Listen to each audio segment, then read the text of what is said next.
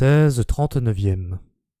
Personne n'admettra aisément qu'une philosophie est vraie pour la simple raison qu'elle rend heureux ou vertueux.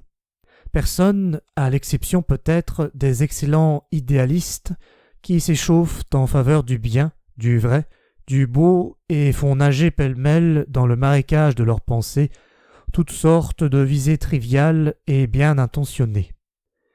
Le bonheur et la vertu ne sont pas des arguments, mais on oublie trop, même les esprits réfléchis oublient, que le fait de rendre malheureux ou mauvais ne constitue pas non plus une objection. Une thèse pourrait être vraie, même si elle était nuisible et dangereuse au suprême degré. Il se pourrait même que l'existence fût ainsi faite qu'on ne pût que périr de la connaître entièrement, si bien que la force d'un esprit se mesurerait à la dose de vérité qu'il serait capable de supporter, au degré où il lui serait nécessaire de la diluer, dissimuler, édulcorer, estomper et fausser.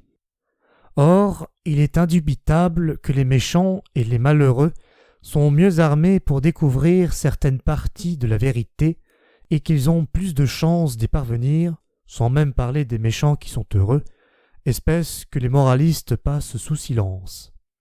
Peut-être la dureté et la ruse sont-elles des conditions plus favorables à la naissance de l'esprit du philosophe indépendant et fort que cette humeur aimable, polie et complaisante, cet art du détachement que l'on apprécie à juste titre chez un homme de science. Étant bien précisé, la remarque est d'importance, que l'on ne doit pas restreindre la notion de philosophe au seul philosophe qui écrit des livres, et encore moins à celui qui couche sa philosophie dans les livres. Stendhal nous fournira un dernier trait pour compléter cette esquisse du philosophe à l'esprit libre. Je le souligne pour l'instruction du goût allemand, car il va à l'encontre de ce goût. Pour être bon philosophe, déclare ce dernier grand psychologue, il faut être sec, clair, sans illusion.